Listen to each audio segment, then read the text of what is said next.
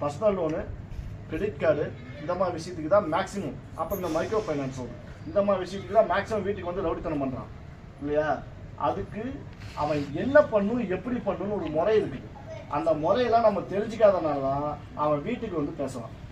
கடனில் நம்ம என்னென்ன எவன் கொடுப்பான் கடன், முதல்ல நம்ம அதை பார்ப்போம். எவன்லாம் கடன் கொடுப்பான், பேங்க்கு கொடுப்பான், மைக்ரோ ஃபைனான்ஸ்னு சொல்லி கொடுப்பான். மைக்ரோ ஃபைனான்ஸ் என்னது, இந்த ஸ்ரீராமில் கொடுக்குறாங்க இல்லையா, குழுவுங்கிற பேரில் ஸ்ரீராமில் குழு கொடுக்குறாங்க, அதெல்லாம் அந்த மாதிரி கிராம விடியல், கிராம கூட்டம், ஐடிஎஃப்சி இதெல்லாம் வந்து மைக்ரோ ஃபைனான்ஸ். ஓகேவா? இவெல்லாம் என்ன சொல்லுவான், குழு லோன்னு கொடுப்பான். அதெல்லாம் குழு லோன் கிடையாது, தனிநபர் லோன் தான். அவன் தனியார் லோன் கொடுக்குறான், ஆனால் கூட்டமாக சேர்த்து கொடுக்குறான். அவ்வளோதான் வித்தியாசம். ஒரு ஆள் கொடுக்குறீங்கன்னா 10 பேர் சேர்த்து கட்டுக்கம்மா, அப்படிலாம் கட்டணும்னு அவசியம் கிடையாது. புரியுதா? தேவி ஒரு கடன் வாங்கிச்சு அப்படின்னா அது தேவி மட்டும் தான் போடுது. பக்கத்தில் இருக்கிற ரம்யாவோ பின்னாடி இருக்கிற சாமியோ அந்த பக்கம் இருக்கிற தமிழமாவெல்லாம் கடன் கட்ட வேண்டிய அவசியம் கிடையாது. இங்கே எல்லாருமே தனித்தனியாக தான். அவன் சொல்லுவான், நீ எல்லாம் ஒத்துக்கிட்டு தான் கையெழுத்து போட்டேன் அப்படின்மா. கையெழுத்து போட்டோம்ல எடுத்துட்டு கோர்ட்டுக்கு போனான்னு சொல்லணும். கையெழுத்து போட்டிருக்கோம்ல எடுத்து கோர்ட்டுக்கு போ, நாங்கள் வந்து பேசிக்கிறோம்மா. எத்தனை பேருக்கு கோர்ட்டுக்கு போவான், எத்தனை கோர்ட்டு கட்டி வச்சிருக்காங்க. புரியுதா? ஒரு ஜட்ஜு ஒரு சீட்டில் வந்து உட்காராரு அப்படின்னா ஒரு கேஸ் தான் படிக்க முடியும். ஒரே நாள் 50 கேஸ் படிக்க முடியுமா? சாகர வரைக்கும் கேஸ் நடந்துட்டே தான் இருக்கும். பொருளாதார குற்றத்துக்காக ஒருத்தர் பணம் வாங்கிட்டு திருப்பி கட்ட முடியலன்னு சொல்லி கோர்ட்டுக்கு போகணும்னு பேங்க் நினைச்சா எந்த பேங்க்காரனும் ப்ராப்ளம் நடத்த முடியாது. திரும்ப திரும்ப அவங்களுக்கு வந்து தான் ஆகணும். நீங்க இருந்தா பேங்க் நடத்த முடியும். உங்களை நம்பி தான் பேங்க் வச்சிருக்கான். புரியுதா? அதுக்கு தான் இப்ப மிரட்டுறதுக்கு நிறைய வார்த்தைகள் கண்டுபிடிச்சிருக்கான்.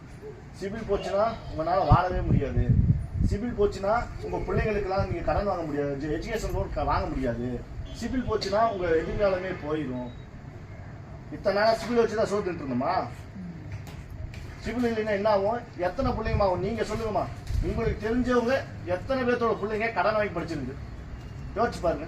அவன் இப்படிதான் சொல்லுவான், உங்க பிள்ளைங்க நாளைக்கு எஜுகேஷன் லோன் போட முடியாதும்மா. நீங்க சும்மா உட்காந்து யோசிச்சு பாருங்க. உங்களுக்கு தெரிஞ்ச கான்டாக்ட்லாம் ஃபோன் பண்ணி பாருங்க, எத்தனை பிள்ளைங்க எஜுகேஷன் லோன் வாங்கி படிச்சிருக்காங்க. எஜுகேஷன் லோன் நீங்க போய் கேட்டனால கொடுக்க மாட்டான். சும்மாலாம் உனக்கு என்ன வச்சுக்கிறீங்கன்னு கேட்பான். வீடு இருக்குதா, இடம் இருக்கா, கட்டுறதுக்கு தகுதி இருக்கா, கவர்மெண்ட் ஆஃபீஸான்னு கேட்பான்.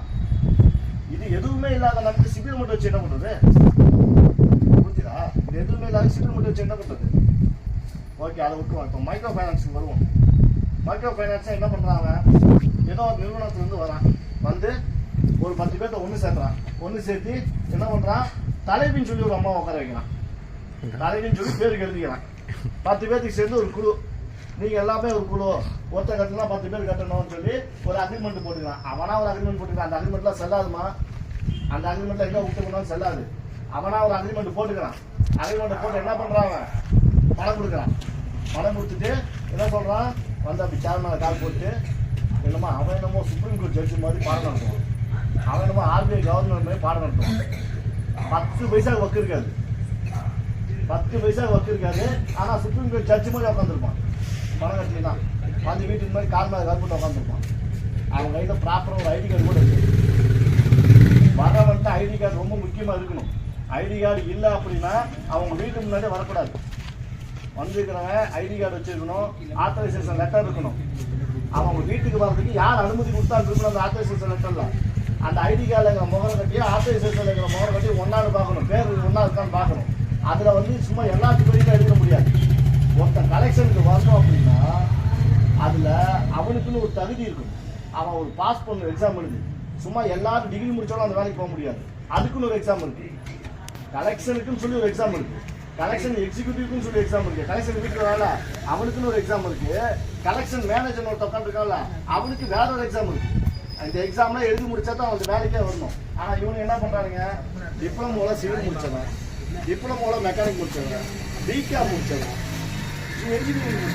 அந்த வேலையை இல்லாம சும்மா சுத்திக்கிறவனா கொடுத்து நீ தான் ரெக்கவரி ஆஃபீஸர், நீ தான் கலெக்ஷன் மேனேஜர் அப்படின்னு சொல்லி ஒரு போஸ்டிங் கொடுத்து அனுப்பிச்சுடுறான் வீட்டுக்கு. அவனுக்கு என்ன தெரியும்? அவனை பொறுத்த வரைக்கும் அவன் மேனேஜர் தான் உலக புத்திசாலி. அவன் என்ன சொன்னாலும் அதை தட்டாம செய்வான். ஏன்? மேனேஜர் தெரியாதா? அவர் சொல்லும்போது நம்ம போகலாமா? தான் எது வந்தாலும் அவர் பார்த்துக்குவாரு. போலீஸு கேஸ் வந்தால் ஒரு மேனேஜர் கூட வந்து நிற்க மாட்டான். இவன் தான் தனியாக நின்று கஷ்டப்படணும். அந்த மாதிரி கஷ்டப்படுற எத்தனையோ பசங்களையும் நாங்கள் பார்த்துருக்கோம். எஃப்ஐஆர் போடாமல் வெளியில் விட்டுருவோம். 5000 வீடியோஸ் இருக்கு எங்ககிட்ட. இந்த நாயை பண்ணக்கூடிய அட்டூழியமும் அயோக்கியத்தனமும் 5000 வீடியோஸ் இருக்கு. அவனுங்களாம் இங்கேயே ஊதி இருப்பானுங்கம்மா. உங்களை பார்த்தோன்னே கண்டுபிடிச்சிருவான். உங்களுக்கு என்ன தெரியும் என்ன தெரியாதுங்கிறத உங்களை பார்த்தோன்னே கண்டுபிடிச்சிருவான். உங்ககிட்ட அதுக்கு தகுந்த மாதிரி தான் பேசுவோம். நீ பணம் கட்டலைன்னா வீட்டிலேருந்து பொருள் தூக்கி போயிடுவோமா?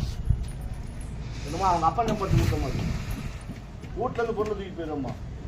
அப்படிலாம் எவனும் முதல்ல வீட்டுக்கே வரக்கூடாது. வீட்டுக்கு வரதுக்கு 1008 ரூல்ஸ் இருக்குது. ஓகே, லோனு கொடுக்கலாம்னா ஒரு நாள் ஒரு வாரம் வருது, புதன்கிழமை கட்டுறீங்க, ஆளுக்கு ஒரு 100 ரூபா கட்டுறீங்க. ஒருத்தரால் கட்ட முடியல, என்ன சொல்கிறான்? காலையில் 9 மணிக்கு வந்துட்டு 12 மணி வரைக்கும் உட்காந்துக்கிறான் இல்லையா? அப்படிலாம் உட்காரக்கூடாது. இனிமேல் யாருமே பணத்தை கையில் கொடுக்காது, அக்கௌண்ட்டாக தான் போட்டு வந்துருக்கு.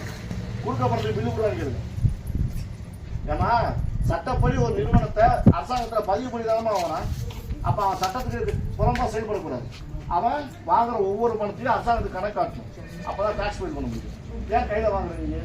அக்கௌண்ட்டில் போடு, பில்லு கூட எனக்கு பில்லு கேட்டு பாருங்க, ஒருத்தனும் உள்ள வர மாட்டான். 40,000 பணம் நீங்கள் வாங்கிருக்கீங்க, 20,000 கட்டிட்டீங்க, பாதியில் நிற்கிது வச்சுக்கோ அந்த லோனு. அடுத்து வரான், வரவன்ட்டா இது வரைக்கும் கஸ்டமருக்கு பில்லு கொண்டு வரான்னு கேள்வி. யாராக இருந்தாலும் பில்லு கொண்டு வான்னு சொல்லுங்க. எவ்வளோ ஒருத்தர் 2 பேருமா எக்ஸப்டமா பில்லு கொடுக்குறவன் அந்த பில்லும் ப்ராப்பராக இருக்காது. இவ்வளோ பணம் வாங்கியிருக்கிற, இவ்வளோ பணம் கட்டியிருக்கிற, இந்த பணத்துக்கு இவ்வளோ இனிஷியலு, இவ்வளோ இன்ட்ரெஸ்ட்டு, அப்படிலாம் எந்த பில்லுமே கொடுக்க மாட்டான்.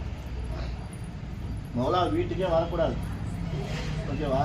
ஆர்பிஐ என்ன சொல்லுதுன்னா, காலையில் 8 மணிக்கு முன்னாடி எவனும் வீட்டுக்கு வரக்கூடாது, சாயங்காலம் 7 மணிக்கு மேலே எவனும் வீட்டுக்கு வரக்கூடாது. இது சட்டம். அதாவது வீட்டுக்கு வர்றது ரெண்டாவது, காலையில் 8 மணிக்கு முன்னாடியே சாயங்காலம் 7 மணிக்கு மேலேயே ஃபோனே பண்ணக்கூடாது. அவங்க ஃபோன் பண்ணாலே குற்றம்னு சொல்லுது. ஃபோன் பண்ணுறதுக்கு அவங்க ரைட்ஸ் கிடையாது. இது வந்து யார் சொல்கிறா? ஆர்பிஐ சொல்லு. ஆர்பிஐனா என்ன? இந்திய திருநாட்டில் இருக்கக்கூடிய அத்தனை நிதி நிறுவனமும், அது பேங்க்கோ, மைக்ரோ ஃபைனான்ஸோ, ஃபைனான்ஸோ எதுவாக இருந்தாலும் சரி, அத்தனையும் கட்டுப்படுத்தக்கூடிய ஒரு அல்டிமேட் அத்தாரிட்டி தான். அவனுக்கு கீழே தான் எல்லாமே வராங்க. அந்த ஆர்பிஐ கீழே தான் எல்லாரும், ஸ்டேட் பேங்க் அப்படிங்கிறது எல்லாருமே தான் வரும். அவன் சொல்கிறான் 8 மணிக்கு முன்னாடி சாயங்காலம் 7 மணிக்கு மேலே யாருக்கும் ஃபோனே பண்ணக்கூடாது. ஃபோனே பண்ணக்கூடாதுன்னு எப்படி வீட்டுக்கு வர முடியும்? காலைல 6 மணிக்கு வந்து நிற்கிறான். அப்படி வந்து நின்னா என்ன பண்ணோம்? சாணியை கழிச்சு மூஞ்சில் ஊற்றிருக்கோம். காலையில் 6 மணிக்கு நான் ஆஸ்பத்திரிக்கு போனேன், அந்த நாய் வந்து முன்னாடி நின்றுச்சு, சாணி அவன் மேலே ஒட்டிடுச்சுன்னு சொல்லிடுது. எதுவுமே பண்ண முடியாது. ஏன்னா வந்தது சட்டத்துக்கு விரோதமான செயல், சட்டத்துக்கு விரோதம். கேஸ் கொடுக்க முடியாதவன், அவன் எங்கே போய் கேஸ் கொடுக்க முடியாது. ஆனால் நீங்கள் கொடுக்க முடியும். அவன் போய் கேஸ் கொடுத்தானா கேஸ் எடுக்க மாட்டான். ஏன்னா அது சிவில் கேஸ், பொருளாதார குற்றம். இந்த மாதிரி கேஸ் எடுக்க மாட்டாங்க. கொடுக்குறவங்க பிரச்சனைக்கு ஸ்டேஷனில் போய் கேஸ் கொடுக்க முடியாது, அவன் கோர்ட்டுக்கு தான் போகணும். ஆனால் நீங்கள் கூப்பிடலாம் போலீஸை. என் வீட்டுக்கு முன்னாடி எவனோ ஒரு 3ஆவது மனுஷன் வந்து நிற்கிறான், நாங்கள் எப்படி பயம் இல்லாமல் இருக்கிறது, எங்கள் வீட்டில் குழந்தைங்க இருக்குது, எங்கள் வீட்டு பொருள்களுக்கு என்ன பாதுகாப்பு, இவன் நாளைக்கு என்ன என்ன உத்தரவாதம் இருக்குது, அவன் நல்லவன் கேட்கறது கொஞ்சம் இருக்குதுல்ல.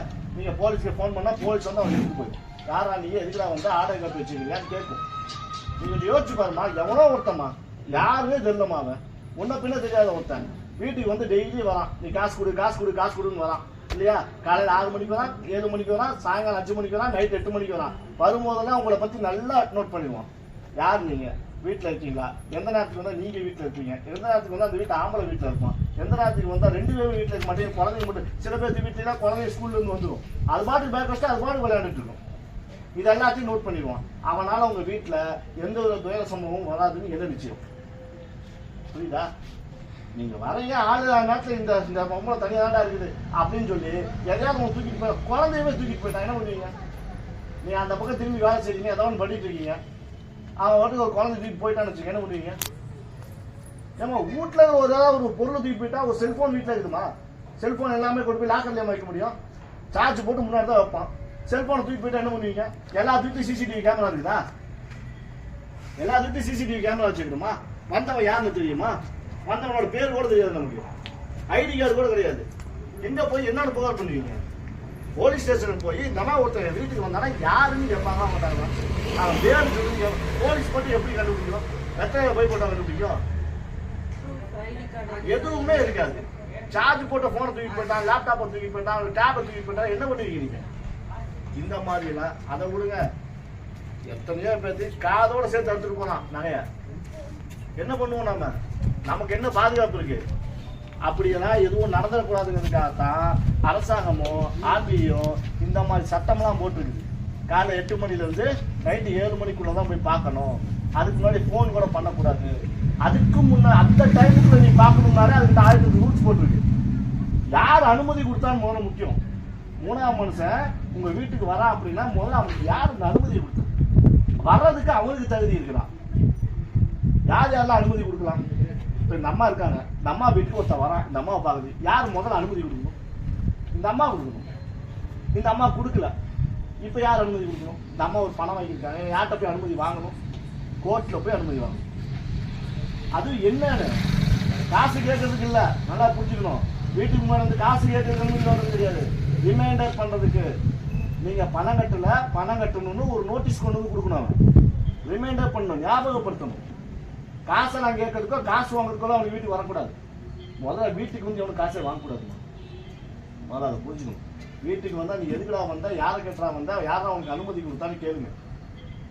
யாரும் வீட்டுக்கு வரக்கூடாது. அப்படி ஒரு வேலை வந்தானா அவன் ஐடி கார்டு கேளு. சும்மா ஐடி கார்டை காட்டானா வாங்கி பாருங்க. ஐடி கார்டு குரான் வாங்கி பாருங்க. வாங்கி பார்த்து அதில் இருக்கிற போட்டோவும் வந்திருக்கவன போட்டோவும் ஒன்னான்னு பாருங்க. வந்திருக்கவன் பேர் என்னன்னு படிங்க. ஏதாவது அசம்பாவிதம் ஆரம்பிச்சா எப்படி கேஸ் கொடுப்பீங்க? போலீஸே நாளைக்கு அவனை கூட்டம் நிப்பாட்டினாலும் இவன் தான் நமக்கு தெரியணும்ல. வாங்கி பாருங்க. அடுத்தது ஆத்தரைசேஷன் லெட்டர் இருக்கான்னு கேளுங்க. யார் ஆத்தரைஸ் பண்ணாரு? கோர்ட்ல இருந்து கொடுத்த லெட்டர் இருக்கான்னு கேளுங்க. இல்லையா, சரி வந்துட்டேன். காசு இல்லை, இருந்தா கொடுங்க. இல்லையா, காசு இல்லை. எப்போ உங்களுக்கு டைம் கிடைக்குதோ அப்போ சொல்லுங்க. நான் ஒரு 2 மணி நேரத்தை கொடுத்தேன் சார், நான் ஒரு 3 மணி நேரத்தில் கொடுத்துறேன் சார். குடுகுடுன்னு ஓடுறது, ஏதாவது நகையை அடமானம் வைக்கிறது, செல்போன் கொண்டு போய் அடமானம் வைக்கிறது, வண்டியை கொண்டு போய் அடமானம் வைக்கிறது, அப்படியெல்லாம் ஒன்றும் அவசியம் கிடையாது. எனக்கு அடுத்த மாதம் தான் பணம் வரும்னா அடுத்த மாதம் பணம் வரும்னு சொல்லுங்க தைரியமா. அதுக்கு மேலே அவன் நிற்கக்கூடாது, கிளம்பிடணும். 5 நிமிஷத்துக்கு மேலே நின்னாடா சட்டையை பிடிச்சிட்டு எடுத்துட்டு போங்க. இல்லைன்னா 100க்கு ஃபோன் பண்ணுங்க. அவசர போலீஸ் 100, எல்லாத்துக்கும் ஃப்ரீ. எல்லாத்தோட மொபைல் இருக்குது 100 டயல் பண்ணுங்க. ஃபோன் போகாமல் இருக்காது, கண்டிப்பாக ஃபோன் போகும். முன்ன பின்ன தெரியாத ஒருத்தன் வீட்டில் வந்து முன்னாடி நின்றுட்டுக்கா, வீட்டை விட்டு வெளியே போக மாட்டேங்கிறான், எனக்கு பயமா இருக்குன்னு சொல்லுங்க. ரெக்கார்ட் பண்ணுங்க, கண்ட்ரோல் ரூம்ல ரெக்கார்ட் பண்ணுங்க. அதை புரியுதா? அவசர போலீஸ் 100க்கு ஃபோன் போட்டால் இன்னும் லோக்கல் போலீஸ் ஸ்டேஷன் போகாது, கண்ட்ரோல் ரூமுக்கு போவோம். அங்கிருந்து ஆள் அனுப்புவாங்க. அடுத்து 10 நிமிஷத்துல போலீஸ் வந்தாரு, மனம் கேட்டாரு, நான் இல்லைன்னு சொல்லிட்டேன், வீட்டை விட்டு வெளியே போக மாட்டேங்கிறாரு. நான் குழந்தைகளை வச்சு தனியா இருக்கிறேன், எனக்கு என் குழந்தைகளுக்கு என்ன பாதுகாப்பு இருக்கு? இவர் போக மாட்டேங்கிறார். ஒரு தடவை செஞ்சு பாருங்க, அடுத்த தடவை அந்த கம்பெனிக்கான வீட்டு பக்கமே வர மாட்டான். அவன் போய் இன்ஃபார்ம் பண்ணிடுவான் மேனேஜர் கிட்ட, சார் போலீஸ் வந்துச்சு சார் அப்படின்னு. என்ன சொன்னாங்க? ஆர்டர் காப்பி இல்லாமல் வீட்டுக்கு வரக்கூடாதுன்னு சொல்றாங்க சார். வரமாட்டான். எந்த பேங்க் மேனேஜரும் நீ மறுபடியும் போன்னு சொல்ல மாட்டான். இல்லையா? எந்த பேங்க் மேனேஜரும் மறுபடியும் போன்னு சொல்ல மாட்டான். இது மைக்ரோ ஃபைனான்ஸ். எந்த ஒரு லோன்லையும் ஒருத்தர் பணம் கட்டல அப்படின்னா மீதி இருக்கிற 9 பேர் போட்டு கட்டுங்கன்னு சொன்னானா நம்பாதீங்க, ஒத்துக்காதீங்க. நாங்கள் ஏன்டா கட்டணும்னு கேளுங்க. நீங்கள் வாங்கின பணத்துக்கு தான் நீங்கள் பொறுப்பு, வேற யார் பணத்தையும் நீங்கள் கட்ட வேண்டிய அவசியம் கிடையாது. உதாரணத்துக்கு ஒன்று சொல்கிறேன். 10 பேர் இருக்காங்கன்னு வச்சுக்குவோம். ஒருத்தர் பணம் கட்டலை, மீதி இருக்கிற 9 பேர் சேர்ந்து கட்டுறங்க. அவனும் கட்ட சொல்லிட்டான். இப்போ அப்படியே திருப்பி பார்ப்போம். ஒரே ஒருத்தர் தான் பணம் கட்டுறாங்க, பாக்கி 9 பேர் பணம் கட்டலை. இப்போ என்ன பண்ணுவோம்? அந்த ஒருத்தர்கிட்ட 9 பேர் பணம் கேட்க முடியுமா? அவன் சொல்ற சட்டா தானே சொல்லுது. அவன் தானே சொன்னா கட்டாதவங்க பணத்தையும் கட்டுறவங்க சேர்ந்து கட்டணும்னு சொன்னால. இப்போ எப்படி வாங்குவான்? ஒருத்தர் பணத்துக்கிட்ட போய் ஒருத்தர்கிட்ட போய் எப்படி 9 பேர் பணம் வாங்க முடியும்? அறிவு இருக்கா அவனுக்கு? ஏமா பணம் யாத்தமா கேட்கணும்? பணம் கட்டாதவங்கள்ட்ட தான் போய் பணம் கொடுன்னு கேட்கணும். கட்டுறவங்கள்ட்ட போய் பணம் கொடுன்னு கேட்டா அவன் மென்டலா இல்லையா? அவன் சைக்கோவா இல்லையா? பைத்தியக்காரனா இல்லையா? இதெல்லாம் நம்ம கேட்கணும். நம்ம கேட்காதனால தான் அவன் என்ன சொல்லுவான்? நம்ம எடுத்தவங்க நீ கையெழுத்து போட்டு தானே பணம் வாங்கினா அப்படிமா. ஆமா, கையெழுத்து போட்டு தான் பணம் வாங்கினேன். இப்போ என்ன பண்ணலாம்? போய் கோர்ட்டில் போய் கேளு. அரசாங்க ஆணைப்படி தான் நீ நடத்துற, ஆர்பிஐ ரூல்ஸ் படி தான் நீ நடத்துற, சட்டத்தோட படி தான் நீ நடத்துற. சட்டத்துக்கு போ, நானும் வரேன். வேண்டாம், நான் சம்பாதிச்சு என் குடும்பத்தை ஓட்டுறதுக்கே எனக்கு குதிரை கொம்பா இருக்குது. அடுத்தவனோட பணத்தை நான் எப்பரா கட்ட முடியும்? கேட்கலாம்ல. அவன் கட்டுவானா? பக்கத்து வீட்டுக்காண்டியும் அவன் கட்டுவானா? சேர்த்து வீட்டுக்காண்டியும் அவன் கட்டுவானா? எந்த சட்டம் சொல்லுது 10 பேருக்கு பணத்தையும் சேர்த்து ஒருத்த கட்ட சொல்லி? மண்ணையில அறிவு இல்லாத சைக்கோங்க. அட அவனுக்கு தெரியலனாலும் பரவாயில்ல, எக்ஸாம் எழுதிதான் ஓரளவுக்கு தெரிஞ்சிருக்கான். எக்ஸாம் எழுதல ஓகே, ஆனா படிச்சவன் தானே யோசிப்பாங்க. அது எப்படா 9 பேருக்கு பணத்தை ஒருத்தர் வாங்குறதுன்னு யோசிப்பாங்க. அப்படி யோசிக்கிற அறிவு வேணும்ல. ஆனா இவன் என்னைக்கு போய் வேலையில சேர்றானோ அன்னைக்கு அவன் மூளையை கட்டி கீழே வச்சுருவான். கழிச்சு கீழே வச்சுட்டு அவனோட மேனேஜர் மூளை தூக்குள்ள வச்சுக்குவாங்க. அவன் மேனேஜர் என்ன யோசிக்கிறானோ அதை அப்படியே அவன் செய்வான். அதுதான் இவங்களோட வேலை. இந்த பசங்களை சொல்லி ஒன்றும் குத்தம் இல்லை. ஒரு சில பேர் இருப்பான் 4 வருஷம் 5 வருஷம் 10 வருஷமா இதுலேயே இருப்பான். ஏன்? அவனுக்கு உழைச்சி சம்பாதிக்க முடியாது. வேலைக்கு போனால் கரெக்டாக போகணும். காலையில் 9 மணிக்கு உள்ளே போனால் சாயங்காலம் 6 மணிக்கு வெளியில் வர முடியாது. ஆனால் இந்த வேலை அப்படி கிடையாது. 9 மணிக்கு உள்ளே போயிட்டு 10 மணிக்கு வெளியில் வந்துடலாம். போய் டீ கடையில் உட்காரலாம், போண்டா பஜ்ஜி சாப்பிட்லாம். நினச்சா நான் கலெக்ஷனுக்கு போகிறேன்னு சொல்லி படத்துக்கு போகலாம். நினச்சா நான் கலெக்ஷன் பண்ணிட்டேன்னு சொல்லி வீட்டு ஃபங்க்ஷனுக்கு போகலாம். இந்த மாதிரி வேலைக்காக ஒரு சில பேர் வரான். அவன்லாம் சும்மா தத்தி. இங்கே பிரச்சனையே ஒரு நிமிஷம். இங்கே பிரச்சனையே என்னென்னா இவங்கள தூண்டி விட்டுறான் ஃபைனான்ஸ்காரன். என்னென்னா நீங்கள் ஒருத்தர் கட்டலைன்னா இவங்க எல்லாருமே கட்டுங்க, மீதி இருக்கிறவங்க எல்லாருமே கட்டுங்கன்னு சொல்கிறாங்கல்ல. இவங்க எப்படி திரும்பிக்கிறாங்கன்னா இவங்களுக்குள்ள ஒத்துமையாக இல்லாமல் ஃபைனான்ஸ்காரனுக்கு சப்போர்ட் பண்ணி அந்த ஃபைனான்ஸ்காரனுக்கு வந்துட்டு பார்த்தீங்கன்னா வந்துட்டு எங்களை சத்தம் போடுறாங்க, எங்களை பணம் கட்ட சொல்கிறாங்க உங்களால் அப்படின்னு சொல்லி இவங்களுக்குள்ளே அடிச்சுக்கிறாங்க. அதனால் நீங்கள் கட்டுங்க அப்படின்னு சொல்லி இவங்க 4 பேர் சேர்ந்து போய் வந்துட்டு பார்த்தீங்கன்னா அடுத்த வீட்டில் நின்று பிரச்சனை பண்ணுறாங்க. அதாவது இவங்க ஃப்ரெண்ட்ஸாகவே இருந்தாலும் அந்த மாதிரி போகிறாங்க. அவன் வந்து இவங்கள தூண்டி விட்டு அவன் நிம்மதியாக உட்காந்துக்கிறான். ஆனால் வந்து ஒத்துமையாக இருக்கணுன்றதே இவங்க தான். அதை வந்து